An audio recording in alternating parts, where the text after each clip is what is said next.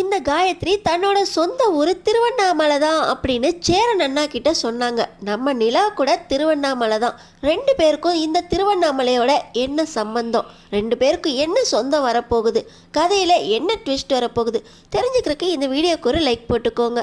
நான் என்ன கல்யாணம் போக்குறா அந்த சோழனையும் காயத்ரியும் சேர்த்து வைக்கிறதுக்கு, ஆனால் அந்த காயத்ரி வீட்டுக்கு போய் நான் பேச தான் போகிறேன் அப்படின்னு நம்ம நிலா பல்லவனோட காயத்ரி வீட்டுக்கே போயிட்டாங்க. ரூமை பூட்டி அழுதுகிட்டு இருக்க காயத்ரி கிட்ட, நான் தான் சோழனோட ஒய்ஃப் வந்திருக்கேன், தயவு செஞ்சு கதவை திறங்க, நான் உங்ககிட்ட பேசணும் அப்படின்னு சொல்ல அழுதுகிட்டே இருந்த காயத்ரி கொஞ்ச நேரத்தில் கதவையும் திறந்து, நீங்கள் தான் சோழனோட ஒய்ஃபா அப்படின்னு சொல்லி நான் உங்ககிட்ட தனியாக பேசணும் அப்படின்னு சொல்கிறாங்க. இப்போ பல்லவா வெளியே நீக்க நம்ம நிலா அந்த காயத்ரி கிட்ட என்ன பேச போகிறாங்க. இன்னொரு பக்கம் நிலாவோட பிளான் தெரிந்து நம்ம சேரன் அண்ணாவும் பாண்டியும் ஒன்றா சேர்ந்துக்கிட்டு இங்கே நம்ம சோழனை கலாய்க்க ஆரம்பிச்சிட்டாங்க. இப்போ நிலா போய் காயத்ரியை கூட்டிகிட்டு வந்துடும், நீ போய் சீக்கிரம் ரெடியாகவும் பாரு, அழுக்கு சட்டையெல்லாம் போட்டிருக்கா அப்படின்னு சொல்லி சோழன் கிட்ட சொன்னதோடு இல்லாமல் வீட்டையும் ரெண்டு பேரும் ஒன்றா சேர்ந்து க்ளீன் பண்ணிகிட்டு இருக்க. உண்மையிலே நிலா அங்கெல்லாம் போயிருக்க மாட்டா அப்படின்னு சொல்லி சோழன் போய் பல்லவனுக்கு கால் பண்ணுறாங்க.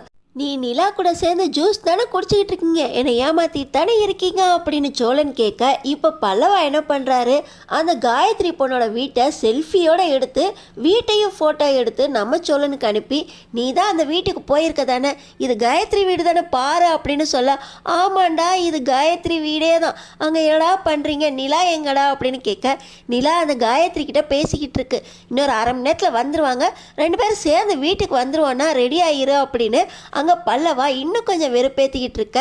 இங்கே சோழனுக்கு என்ன பண்ணுறதுனே தெரியல, தலையில் அடிச்சுக்கிட்டு, அண்ணன் எப்போ அந்த காயத்ரி வீட்டில் கால் எடுத்து வைக்கிறாளோ அப்பயே நான் வீட்டை விட்டு போயிடுவேண்ணா அப்படின்னு சொல்கிறாங்க. உடனே சேரன் அண்ணா போகிறதான் போகிற, அந்த காயத்ரியும் சேர்த்து கூட்டிகிட்டு போ, இப்போ தான் என் தங்கச்சி வீட்டில் ரொம்ப சந்தோஷமாக இருக்கும் அப்படின்னு சொல்ல, இதில் பாண்டியை சேர்ந்துக்கிட்டு, இத்தனை நாள் உங்க கூட சேர்ந்து அந்த பொண்ணு கஷ்டப்பட்டுக்கிட்டுச்சு, இனிமே தான் உன்னை விட்டு சந்தோஷமாக இருக்க போகுது, கூடிய சீக்கிரம் டைவர்ஸும் கிடச்சிரும், இப்போ தான் நிலாக்கு ரொம்ப ஃப்ரீயாக இருக்கும் அப்படின்னு சொல்ல, சோழனுக்கு என்ன பண்ணுறதுனே தெரில. இதில் நம்ம நடேசன் அப்பாவும் கூட சேர்ந்துக்கிட்டு வீட்டையே துடைக்கிறாரு பாருங்க.